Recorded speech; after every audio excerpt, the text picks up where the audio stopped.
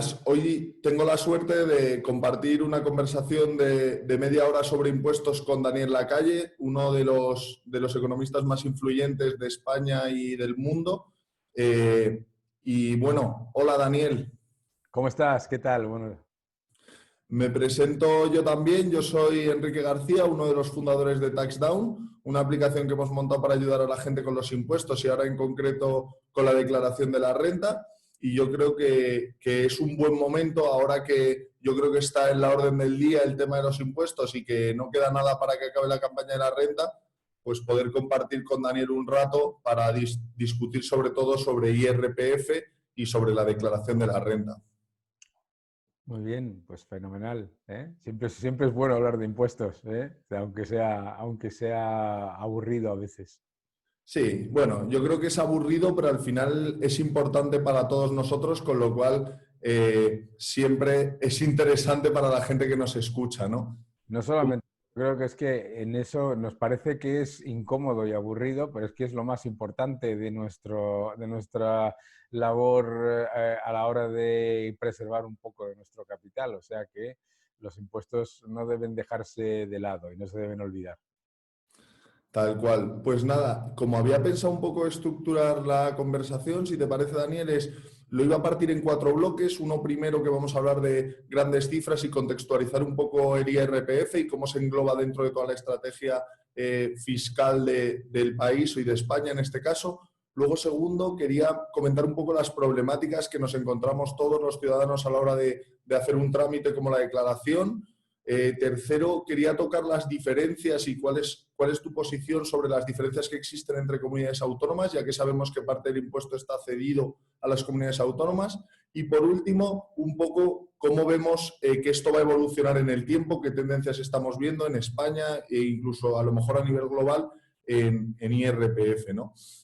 Entonces, nada, como te decía, empezamos ya con el primer bloque, que al final es el IRPF y las principales cifras y contextualizar. El IRPF no deja de ser el impuesto más importante en cuanto a recaudación, o sea, supone un 40% de la recaudación de los impuestos del Estado, con 86.000 millones. Y solo te quería un poco que nos pusieses en contexto qué es esto del IRPF, cómo se engloba dentro de esa estrategia global fiscal del gobierno. El impuesto de la renta, no sé si lo sabes, que se creó como un impuesto temporal, ¿no? Y curiosamente, pues como casi todos los impuestos temporales se convierten en permanentes. El impuesto de la renta es probablemente el segundo de mayor poder recaudatorio no solamente en España, sino en todas las jurisdicciones fiscales de nuestro entorno. El primero siendo el IVA y el segundo, claramente, el IRPF. Los gobiernos y los estados normalmente, pues que claramente lo que buscan es una progresividad fiscal y buscan también un cierto nivel de impuestos que sean más o menos aceptables para la inmensa mayoría de la gente. El IRPF es el más progresivo de los impuestos porque además de tener unos tramos muy definidos en los que las rentas más bajas o no pagan impuestos de IRPF, por supuesto pagan indirectos, o pagan muy poco, y luego va aumentando. Y va aumentando además con unos tramos que en el caso de España son a nivel nacional y a nivel autonómico. Si nosotros lo comparamos, por ejemplo, con el IVA, que es el impuesto de mayor poder recaudatorio, pues el IRPF tiene claramente un factor muy importante, ¿no? También funciona como un impuesto que puede reducir o aumentar la creación de empleo. Si el IRPF es demasiado alto, suele generar problemas a la hora de atraer talento, atraer inversión y con ello atraer empleo. En el caso de los tramos autonómicos, pues lo pasa lo mismo, ¿no? Hay algunos tramos autonómicos que llegan a niveles en los que el marginal, es decir, el impuesto, la parte del impuesto para las rentas más altas, pues está entre los más altos de la OCDE y y que además tiene esa progresividad mucho más, digamos, limitada. Por ejemplo, en el caso de algunas comunidades autónomas, el tramo autonómico de las rentas medias resulta que convierte la fiscalidad para esas rentas medias en mucho más alta de lo que probablemente sería lógico, y desde luego también para las rentas altas. Entonces, es un impuesto curioso, ¿m? La idea de que tenga que estar parte cedido a las comunidades autónomas genera importantes diferencias, pero a la vez también grandes oportunidades, porque es un impuesto muy importante a la hora de atraer talento y atraer creación de empleo. Sí, además, una cosa también curiosa en esto que dices de cómo grava y cómo fomenta la actividad muchas veces y atrae la inversión, también es el tema de que grave por un lado las rentas, pero también grave de alguna manera el ahorro, los productos financieros, las ganancias de acciones, ¿no? También es un impuesto que tiene esta componente. Sí, este es un aspecto muy particular en España, por ejemplo, comparado con otros países. No ocurre solamente en España, pero es verdad que hay pocos países en los que se extienda el nivel del IRPF a rentas diferentes a las puramente salariales, ¿no? Pero bueno, y es muy importante entender el impacto que esto puede generar a la hora de la creación de empleo. En muchos casos, sobre todo a la hora de atraer talento del extranjero o atraer eh, talento hacia una comunidad autónoma, las diferencias pueden ser muy importantes en cuanto a la remuneración neta, es decir, lo que nos entra a nosotros en el bolsillo comparado con la remuneración bruta. Y esa diferencia de esfuerzo fiscal puede generar y genera, de hecho, importantes diferencias a la hora de atraer empleo y talento. Estoy de acuerdo. Y luego quería entrar un poco en el segundo bloque, que es los problemas que nos encontramos los contribuyentes a la hora de realizar, en este caso, nuestra declaración de la renta. Y una parte que a mí me preocupa en especial y que también un poco es por lo que yo creo que surgió TaxDown, es el problema de que no paguemos los impuestos que tenemos que pagar, que en algunos casos acabemos pagando más, ¿no? Yo creo que aquí hay algunas componentes que en parte es el desconocimiento, o sea, no todo el mundo podemos ser unos expertos fiscales porque la ley fiscal es compleja, hay una parte incluso a lo mejor de miedo, de no sé si lo estoy haciendo bien, no sé si me puedo aplicar esto, no sé cuáles ves tú que son las grandes problemáticas que se encuentra el ciudadano cuando llega el momento de presentar o de realizar un trámite como es la declaración de la renta. Sí, en España hay una característica muy interesante o curiosa, ¿no? Y es este concepto en el que los ciudadanos se felicitan cuando les sale la declaración a devolver, ¿no?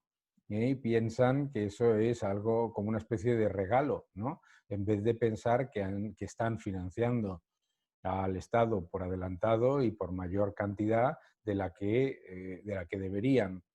En general, en España, las estimaciones son que los ciudadanos suelen pagar por IRPF un poco más de lo que probablemente deberían, teniendo en cuenta las deducciones que están disponibles para las personas. La complejidad del IRPF, como tú comentabas, hace que normalmente muchos ciudadanos simplemente pues acudan a los instrumentos que ofrece Hacienda para calcular el pago de impuestos, lo lleve a cabo y se quite ese trámite de en medio sin a lo mejor informarse de otras opciones que pueda tener para optimizar la carga fiscal.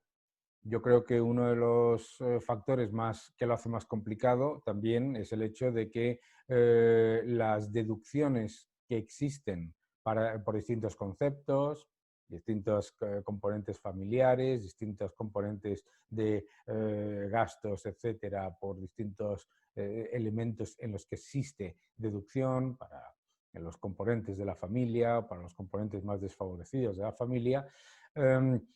Todo eso lo hace relativamente complejo. En realidad no es extremadamente complejo, simplemente requiere llevar a cabo un poco de, digamos, de trabajo, nada más, ¿no? Y yo creo que en España, pues tienes, por un lado, el hecho de que parte está cedido a las comunidades autónomas, hay diferentes tipos de deducciones según comunidades autónomas que pueden llegar a ser hasta casi, pues en algunos casos, hasta 4 veces diferentes en unas comunidades autónomas y otras, y que el ciudadano suele acudir al pago de impuestos de una manera reflexiva, es decir, que lo que hace es básicamente dar por hecho que la cifra que sale del cálculo automático es correcta. Yo no creo que sea por miedo, sino simplemente también por comodidad. La verdad es que tenemos instrumentos para la inmensa mayoría de los ciudadanos que parecen muy cómodos, pero que en cualquier caso y a la hora de tener una información correcta de cuáles son los impuestos que debemos pagar exactamente, pues investigar un poco más y ser un poco más diligente siempre es importante, ¿no? Todos estamos todos los días luchando por analizar bien los gastos que tenemos, etcétera, y un gasto o inversión muy importante, de hecho, probablemente la más importante en un salario, es el de los impuestos. Tal cual. Mira, de hecho, nosotros, y ahora que ya vamos teniendo un tamaño, ya tenemos varias decenas de miles de usuarios, hemos visto que en declaraciones relativamente sencillas, este ahorro que tú comentabas por deducciones que por defecto no vienen en este borrador de la renta que aceptamos por defecto, la media de ahorro es de más de 400 euros, con lo cual es una cantidad bastante relevante. O sea, nosotros en nuestros usuarios tenemos un ahorro medio de 450 euros aproximadamente. Y esto, nosotros hemos hecho una estimación extrapolando, incluyendo luego también a toda la población, y pensamos que hay como unos 9.000 millones que se pierden en beneficios fiscales, ayudas, de las cuales no nos aprovechamos en la declaración de la renta. Con lo cual sí que es importante, como tú decías, por un lado, o dedicarle el tiempo que yo creo que merece la pena, porque al final dedicamos tiempo a muchas cosas, a mirar nuestros gastos, y este es uno muy importante, y yo estoy de acuerdo contigo, y si no, a intentar apoyarnos en profesionales que nos puedan ayudar, porque es un dinero que merece la pena y que al final, lo que decíamos al principio de la conversación, ¿no? Esto no es más que paguemos los impuestos que tengamos que pagar y que nos toque, que nos corresponda. Claro, no es una cuestión de intentar buscar recovecos, sino de utilizar los mecanismos que ofrece el Estado y la agencia tributaria para para pagar los impuestos que tenemos que pagar. No es una cuestión de pagar menos de lo que tenemos que pagar, ¿no? Tampoco se trata de pagar más. En cualquier caso, para mucha gente, recordemos, y esto es, o sea, el IRPF es un impuesto en el que para mucha gente, igual que es esa alegría que le da a muchos contribuyentes el ver que su declaración sale a devolver y cuentan y ven ese dinero y dicen, oye, esto es una cantidad relativamente importante, ¿verdad?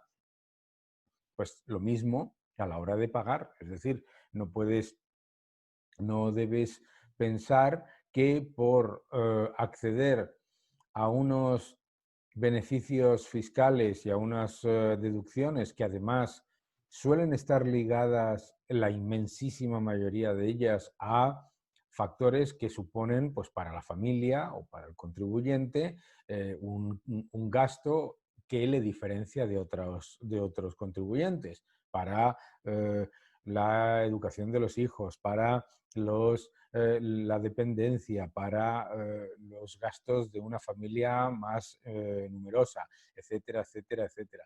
Por lo tanto, es muy importante que el ciudadano sea consciente de las deducciones que tiene a su disposición, que para eso, y además no es porque no es porque esté oculto, es que en muchas ocasiones el ciudadano o no tiene tiempo, o no tiene la capacidad, o no tiene o la voluntad, a lo mejor no tiene de investigar eso que, como acabas de decir tú, para muchos ciudadanos supone una cantidad bastante importante. Supone que para algunos ciudadanos, pues medio punto de diferencia en su esfuerzo fiscal. En un país en el que una renta media pasa alrededor de 110 días pagando impuestos, incluyendo los indirectos, del año, bueno, pues es importante analizar bien la cantidad de impuestos que pagamos y si lo estamos haciendo de manera correcta para pagar lo que debemos, como tú dices. Y lo mismo con las rentas más altas. Las rentas más altas en este país prácticamente pasan la mitad del año, más de la mitad del año, en todos los impuestos, pagando impuestos. Entonces es importante también, bueno, pues tener los mecanismos adecuados para informarse bien de de todo aquello que la Administración y la Agencia Tributaria pone a nuestra disposición para facilitar que paguemos los impuestos que debemos. Estoy de acuerdo. O sea, la verdad es que sí que yo ahí comparto contigo que tenemos de alguna manera la suerte de tener una de las agencias tributarias más avanzadas del mundo y nos da una herramienta online que nos permite presentar la declaración. Y lo malo es que a veces, como tú decías, no sé si es por comodidad, no sé si es por falta de tiempo para analizar todas estas deducciones, que al final hay muchísimas situaciones, dependiendo de la comunidad autónoma y también en muchos casos estatales, por las cuales puedes mejorar este resultado, pero al final los números hablan solos y el porcentaje de población que acaba aceptando simplemente el borrador sin pararse a mirar cómo podría mejorarlo. Muchas veces, como tú dices, porque, oye, ya es la alegría de que me devuelven y ya no voy a rascar a ver si me deberían devolver más, porque en realidad esto es un ajuste de cuentas, que te devuelvan no necesariamente es mejor, como tú bien comentabas, o sea, simplemente es que ya lo has pagado antes. Entonces, la gente, igual las estadísticas hablan de que no se para, no se detiene a realmente analizar esto. Yo creo que ahí también es donde la agencia tributaria yo creo que trabaja en mejorarlo y van naciendo iniciativas privadas para ayudar un poco también a simplificar esto, ¿no? Hacerlo, pues el que no quiera consumir el tiempo a estudiar, a analizar y demás, pues que tenga soluciones para poder al menos obtener el resultado que es el correcto. Bueno, es que en eso también la falta de tiempo o la falta de, a lo mejor, interés, también hay gente que simplemente es que no tiene el interés de llevar a cabo esas gestiones. Claro, debemos recordarle a los ciudadanos que el borrador que te presenta Hacienda es eso, un borrador, y que luego Hacienda, la agencia tributaria, te ofrece la posibilidad de, pues a lo mejor tener una reunión con un agente o de buscar una reunión detallada en la que se vaya sobre cada uno de los puntos y de ahí se va buscando. Claro, mucha gente pues o no tiene el tiempo o no tiene la capacidad o no tiene la voluntad, que también no debemos ignorar que hay gente que simplemente no tiene la voluntad de ir a tener una reunión con un agente de la agencia tributaria que le suponga buscar una fecha, etcétera, etcétera, ¿no? O sea, que aunque existen los mecanismos, no se puede decir, como tú dices, la agencia tributaria tiene mecanismos muy eh, sencillos y además muy abiertos para todos, pero es verdad que mucha gente lo encuentra pues incómodo o que no le apetece. Bueno, pues entonces facilitar ese proceso no puede ser nada más que beneficioso para todo el mundo. Y además es que la propia agencia tributaria Lo fomenta, sí. O sea, yo ahí muchas veces nos preguntan, ¿no? Si nosotros tenemos algún tipo de enfrentamiento o algo parecido. Yo de verdad pienso que la agencia tributaria hace un trabajo muy bueno, que yo creo que invierten en cada año ir mejorando las herramientas que ponen a disposición de los ciudadanos. Y otra cosa es que esto para parte de los ciudadanos sea suficiente y otros puedan ver necesario una alternativa, ¿no? Y puedan ver algo todavía más sencillo, no lo sé. Funciona en los dos sentidos. No es solamente una cuestión de ahorrarte un dinero para pagar lo que realmente tienes que pagar, sino también para informarte bien si a lo mejor no te estás aplicando unas deducciones que son incorrectas. O sea, es que yo creo, y para eso precisamente la agencia tributaria incentiva que los profesionales dedicados al análisis de las contribuciones fiscales y de las cargas tributarias tengan no solamente toda la información, sino que además puedan ofrecer un servicio competitivo y de calidad. Eso no hay ningún tipo de problema, no supone en ningún momento ningún problema con la agencia tributaria, todo lo contrario, ¿eh? Además está demostrado que el efecto recaudatorio es positivo, es decir, que la existencia de mecanismos y profesionales independientes que ofrecen una asesoría y un análisis más facilitan la labor de los contribuyentes, genera una mejora en la recaudación, ya que, por un lado, atrae a bases imponibles y, por otro lado, además, hace mucho más rápido el proceso de recaudación impositiva. Sí, luego ahí también hay otro punto que no sé si es también problemático, pero hay un punto de estos que hay ciertas rentas que no están obligadas a declarar, ¿no? Y son todas estas de debajo de 22.000 o bueno, si tienes los pagadores debajo de 14.000, los cuales también a veces, pues no sé si por dejadez no realizan su declaración. Estos son en muchos casos gente que tiene unas cargas impositivas bajas o incluso cero y que deberían de recuperar sus retenciones. Y aquí también yo veo un poco lo que comentabas antes, ¿no? No sé si es dejadez del ciudadano o no sé qué hace que estas rentas no estén incentivadas a por lo menos intentarlo, ver qué resultado les debería salir. ¿Cómo lo ves también? Es complejo. La verdad es que nunca puedes, obviamente, hacer un análisis claro porque no sabes, ni siquiera vía encuesta, cuál es la razón que lleva a las rentas más bajas a no analizar las retenciones que tienen. Pero yo creo que en cualquier caso siempre ha habido un debate sobre la idea de si los ciudadanos, aunque no tengan que pagar por un impuesto, tengan que declarar por ese impuesto, ¿no?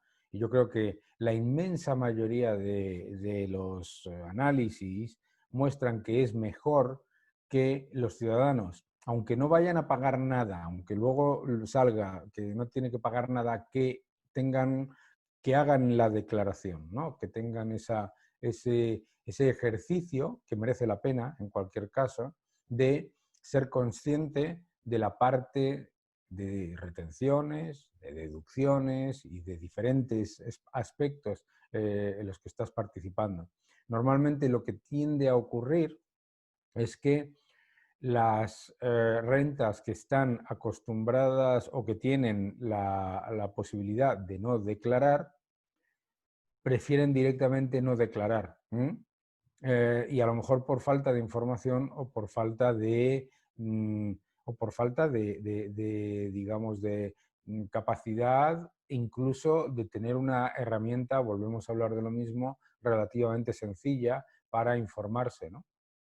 Estoy de acuerdo. De hecho, y ya cerrando un poco con este tema, yo creo, se muestra y si revisas los datos de diferentes países, que los países más avanzados, el porcentaje de personas que al final realizan este tipo de trámites es mucho más alto. O sea, se tiende a que las sociedades avanzadas, la mayoría de la población realice el trámite, ¿no? Entonces, yo creo que sí que, como tú decías, es una muestra sana que al final, para el país, cuanta más gente declare, independientemente del resultado que luego le salga, es un buen síntoma de la salud de ese país en estos temas económicos y fiscales, ¿no?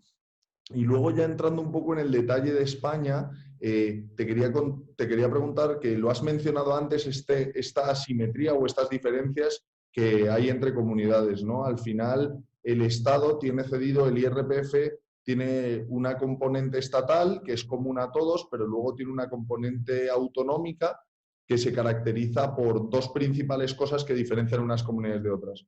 Por un lado están los tramos, que hacen que las diferencias puedan ser relevantes. O sea, no sé, pues una renta de 25.000 euros a lo mejor paga 300 euros más de impuestos en Cataluña de lo que lo hace en Madrid, y una renta más alta a lo mejor paga mucho más en Extremadura. Normalmente también, por ejemplo, para rentas más altas, Madrid suele comportarse con los tramos un poco más bajos. De hecho, hay mucho debate político sobre este comportamiento de Madrid a veces. Y luego hay una segunda componente, que es el tema de deducciones.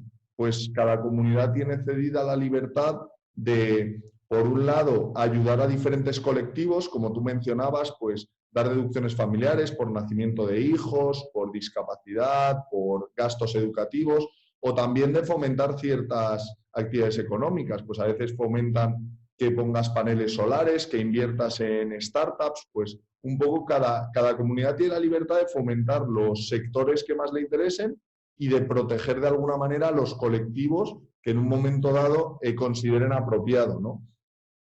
Claro, Entonces ahí no sé cuál es tu opinión sobre esta asimetría o estas diferencias, si son positivas o no lo son. para mí claramente positivas. O sea, la competencia fiscal es absolutamente necesaria. No solamente se beneficia la comunidad autónoma que tenga una fiscalidad más competitiva, sino que se beneficia el conjunto del Estado. Para que te hagas una idea, por ejemplo, en el caso de la Comunidad de Madrid, teniendo una fiscalidad más competitiva, es la comunidad que no solamente más aporta al régimen común, sino que las comunidades que tienen la fiscalidad menos competitivas son las que más se benefician de la aportación, por ejemplo, que llega de Madrid o de otras comunidades que tienen mayor competitividad. ¿Por qué? Porque mejor competitividad fiscal significa mejores bases imponibles, y mejores bases imponibles significa no solamente impuestos recaudados más estables, sino además impuestos recaudados, la cantidad es también mayor. Entonces, yo creo que es absolutamente clave. Imagínate por un momento que tuviese la misma fiscalidad Madrid que Canarias. Imagínate que tuviese la misma fiscalidad el País Vasco que Andalucía. No tiene ninguna lógica, ¿no?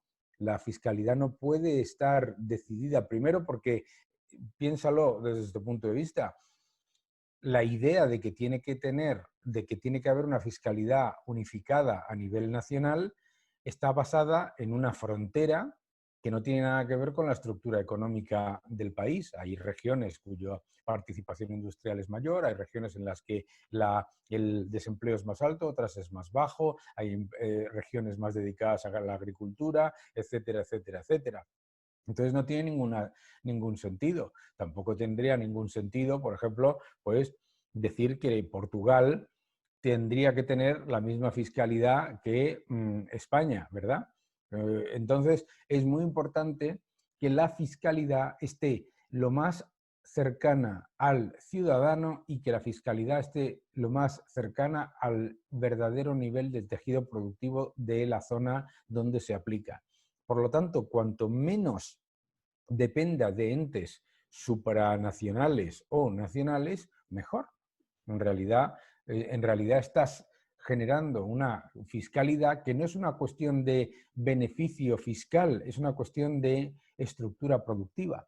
Tú no puedes tener una estructura fiscal que sea más alta en economías, por ejemplo, que dependan más del sector servicios. No tiene ningún sentido, ¿verdad? Entonces, si lo piensas, la economía con las características similares o no similares, pero la economía de Canarias, de Ceuta, de Melilla, de Valencia, de Andalucía, de País Vasco o de Madrid son muy diferentes. Entonces, la idea de que tienes que tener una fiscalidad unificada simplemente porque la frontera del país, ¿eh?, es la que es, no tiene ningún sentido. De hecho, cuando se habla de armonizar la fiscalidad, normalmente debemos ser muy cautelosos porque cada vez que escuchamos la palabra armonizar, en realidad de lo que se habla es de subir. No se trata de facilitar que la fiscalidad de las regiones menos competitivas se acerque a la de las más competitivas, sino de hacer menos competitiva la de las regiones que tienen una fiscalidad razonablemente atractiva. Y además, imagínate si ya lo elevamos a nivel de la Unión Europea. Sería absolutamente devastador aplicar la fiscalidad de Bélgica a un país como Irlanda y sería absolutamente devastador aplicar la fiscalidad de Bélgica a un país como Grecia, ¿verdad? Entonces, tenemos que ir cada vez más. Fíjate, yo soy un defensor no solamente de que haya una fiscalidad autonómica o una fiscalidad diferente a la fiscalidad nacional, sino de fiscalidad a nivel ayuntamiento. Dar más capacidad a los ayuntamientos para tener una fiscalidad más cercana al ciudadano y al verdadero nivel de su tejido productivo. Claro, porque aquí un poco lo que estaríamos diciendo, ¿no?, es que no necesariamente y no en todos los casos es mejor tener una fiscalidad más alta, más baja, sino que depende un montón de, como tú decías, el tejido empresarial, la situación económica, el momento, de muchas otras métricas que hacen que en un momento dado ciertas regiones necesiten jugar con estos impuestos para impulsar la economía. O sea, mencionabas pues el ejemplo de la Comunidad de Madrid, el ejemplo de Irlanda. Son diferentes regiones que han utilizado los impuestos y han jugado con su fiscalidad para, de alguna manera, fomentar la inversión y el crecimiento de la economía, ¿no? Claro.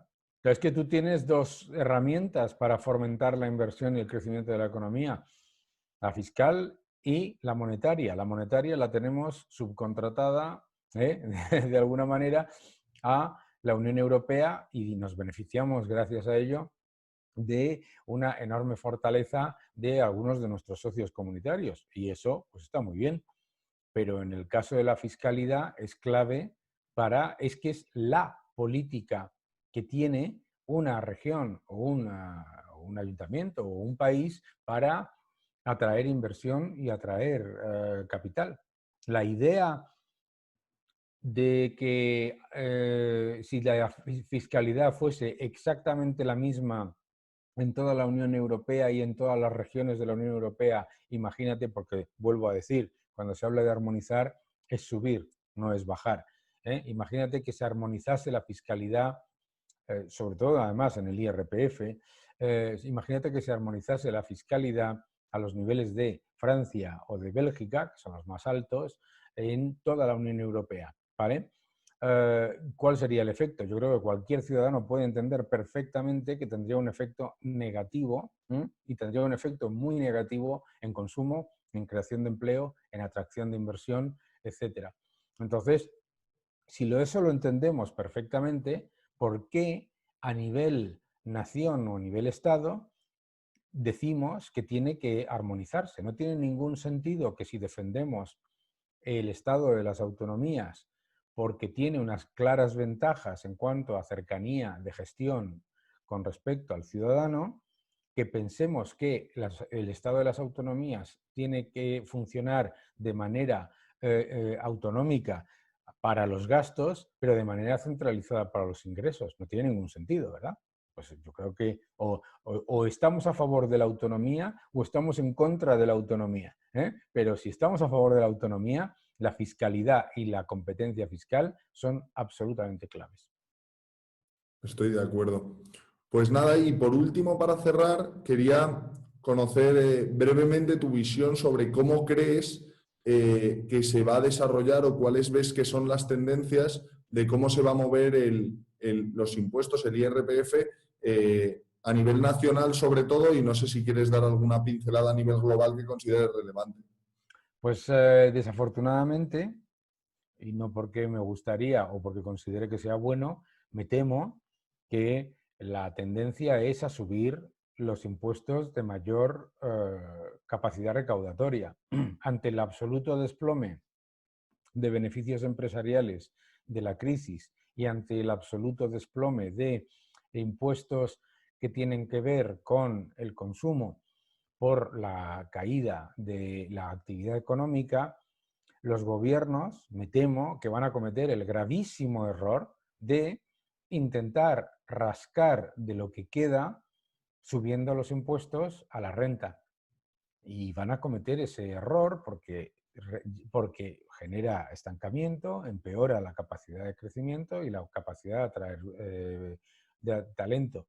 Además, estoy absolutamente convencido y tristemente absolutamente convencido de que la mayoría de las subidas de impuestos que se van a llevar a cabo por los enormes agujeros fiscales que están creando los gobiernos y particularmente el gobierno español, vendrán por dos lados. Por uno, por el IRPF, en el que seguro y seguramente se suban todos los tramos y además se permita subir los tramos autonómicos, lo cual es muy oneroso, particularmente para las clases medias, pero además creo que, y esto no tiene nada que ver con el IRPF, pero que tirarán, como no puede ser de otra manera, cuando lo que buscan es voracidad recaudatoria, tirarán de impuestos indirectos, que los llamarán impuestos especiales, impuestos al azúcar, impuestos verdes, impuestos XXX, que por otro lado ya existen,